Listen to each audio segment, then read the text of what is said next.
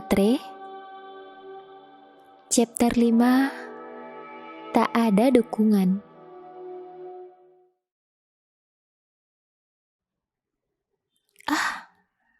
Begitukah?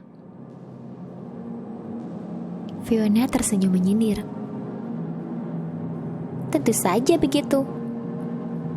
Memang kau ini bagaimana lagi? Aku iri padamu.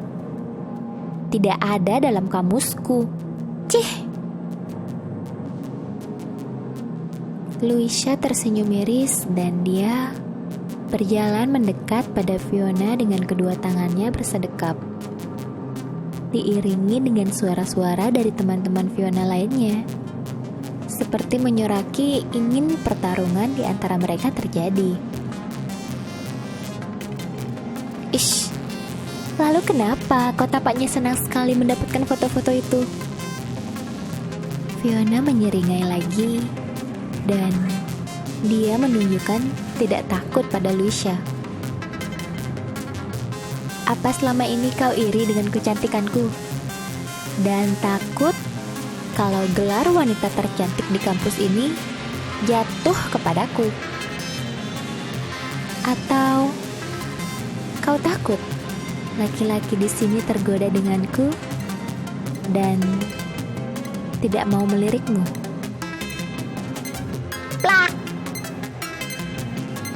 Tamparan panas mendarat di pipi Fiona.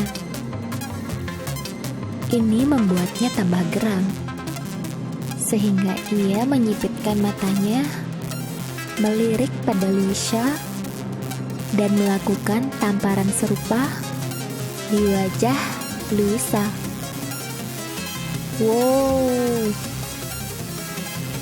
Sorak-sorai terdengar. Bukannya kawan-kawannya itu melerai mereka berdua, tapi mereka malah justru bertepuk tangan melihat keributan itu. Dan tidak sampai hanya dengan tamparan. Biasalah kalau perempuan sedang berkelahi, mereka juga saling jambak-menjambak. Ini juga terjadi pada Louisa dan Fiona. Mereka menjambak satu sama lain, berguling, dan tanpa terasa saat itu Louisa juga sudah menarik baju Fiona, sehingga jaketnya pun terkoyak. Begitupun Fiona, yang tak mau kalah juga menarik pakaian Louisa sehingga mereka hampir compang-camping dan terlihatlah lebam-lebam biru di tangan Fiona sisa perbuatan semalam. Hei, apa kau mendapatkan siksaan dari pria simpananmu itu, Fiona? Mereka membayarmu mahal untuk menyiksa. Louisa tampak sinis dan menghina dengan napas yang menderu kelelahan. Tapi Louisa tetap berusaha tertawa ketika melihat bekas-bekas perbuatan yang dilakukan oleh Joe tadi malam tampak jelas di kulit putih Fiona. Tapi ini tidak membuat gentar. Louisa malah tersenyum menyeringai. Lebih baik aku mendapatkan lebam biru bekas kenikmatan daripada kau mendapatkan lebam biru dari bekas-bekas pukulanku. Celetukan Fiona makin menghina, makin tak mau mengalah. Louisa melirik teman-temannya.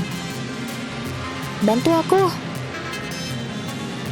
Keempat orang teman Louisa pun mendekat dan mereka menyerang Fiona. Ditambah dengan Louisa sendiri, jadi berlima.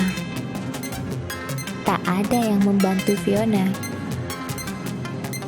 Tidak ada yang berdiri di pihaknya. Dia berjuang sendiri untuk mengalahkan geng kecantikan di kampusnya itu. Sambil dalam hati juga, Fiona memaki orang yang telah menyebarkan fotonya itu. Hingga, oh tidak, apa yang sudah kalian lakukan? Profesor mereka yang baru saja masuk ke dalam ruangan tentu saja memaki. ketika melihat 6 orang wanita yang bergelut menjadi tontonan di kelas itu. Fiona memang sendiri, tapi dia berhasil membuat geng Pretty Girl memiliki lebam biru dan tampak acak-acakan. Puas hati Fiona. "Profesor, lihatlah, wanita ini adalah Jalang. Dia menjual dirinya pada laki-laki." Louisa langsung bicara dan menunjuk ke arah papan tulis yang membuat profesor mereka menarik napas panjang dan menatap jijik pada Fiona. "Kalian semua, ikut aku sekarang ke ruangan dekan fakultas," ucap profesor yang tidak mungkin lagi bisa dibantah Fiona. Gadis itu hanya berdecak di dalam hatinya dan terpaksa mengambil jaketnya yang tergeletak di lantai, lalu menutupi lagi lebam-lebamnya dan mengambil tasnya keluar dari ruangan itu. Sungguh tidak disangka oleh Fiona. Dari tadi, dirinya begitu sial. Sesuatu yang sudah disembunyikan rapat-rapat sekarang terbuka di hadapan banyak orang. Rasanya begitu menyakitkan baginya. Tapi, apa yang bisa dilakukan Fiona? Tidak ada. Dia hanya bisa melangkah mengikuti profesor ke ruangan dekan dan mendapatkan hukumannya. Itulah yang dipikirkan oleh Fiona dan benar saja. Di sana, Fiona hampir tidak memiliki kesempatan untuk bicara. "Profesor, ayahku adalah salah satu penyumbang terbesar di kampus ini. Aku akan mengadu kepada ayahku kalau ternyata kami belajar dengan wanita yang buruk. Dia menjual dirinya. Kau lihat sendiri dari foto-foto ini." Louisa memekik dan menaruh lembaran foto di meja dekan. Dari tadi, Louisa memang mengancam terus kepada dekan fakultas mereka. Seakan tidak memberikan kesempatan untuk Fiona membela diri. Tapi apalah yang bisa dilakukan oleh Fiona? Dilihat dari segi manapun, memang yang dilakukannya adalah tindakan murahan. Menggoda pria beristri untuk mendapatkan pundi-pundi uang. Sangat menjijikan. Fiona sendiri hampir kehilangan kata-kata ketika itu. "Dari mana kau mendapatkan foto-foto ini?" Aku mendengar ucapan dekan mereka. Louisa tidak bisa menjawab, malah dia panik sendiri. "Apa kau menguntit Fiona? Kau mencari tahu tentang dirinya?" Dekan itu memberikan sedikit angin bagi Fiona dengan bertanya begitu pada Louisa. Ada senyum tipis di wajah Fiona. Dia juga ingin tahu sebenarnya siapa yang melakukan itu pada dirinya. "Aku tidak tahu, Profesor."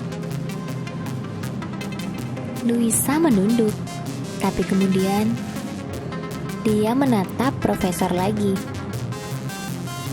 "Aku hanya mendapatkan parcel ke rumahku tadi pagi. Dan isi kirimannya foto-foto itu tanpa aku tahu siapa yang mengirimkannya." Profesor diam sejenak dan dia menempelkan punggungnya di sandaran kursi sambil matanya menatap semua foto yang ada di meja kerjanya. Profesor juga tidak tahu apakah dia harus percaya atau tidak dengan yang baru saja dikatakan oleh Luisa. Bukan itu inti dari permasalahan sekarang. Foto-foto itu ada dan memang Fiona lah wanita yang ada di sana.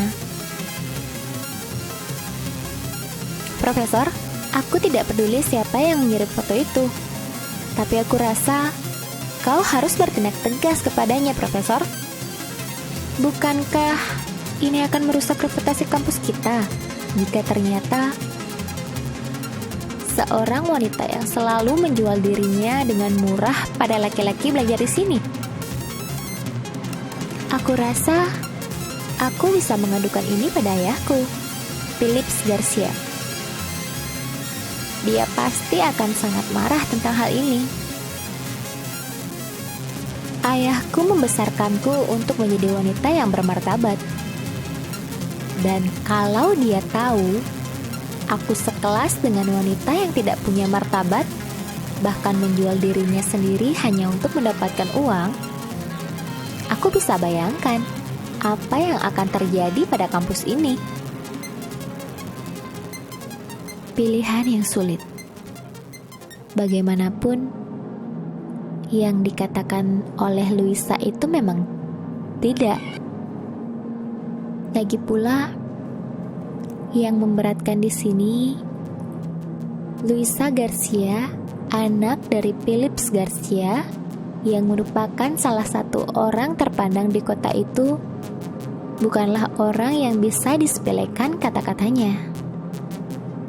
Sekali saja anak manja itu bicara dengan ayahnya, maka bisa rusak reputasi kampus apabila sudah diliputi oleh media.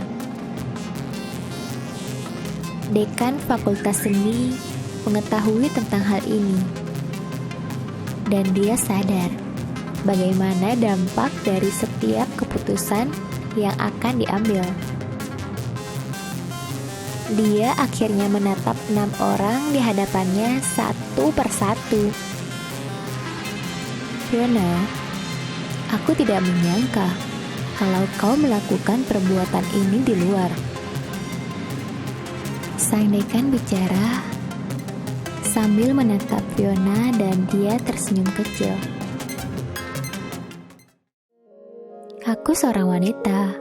Aku tidak bisa bayangkan kalau yang ada di foto ini adalah suamiku sendiri. Kau mengerti maksudku? Betapa menyakitkannya perbuatanmu ini. Aku mengerti, Profesor. Fiona sudah pasrah. Dan dia memang dari tadi tidak melakukan apapun untuk menolong dirinya. Dia hanya diam dan menunggu peradilan untuknya.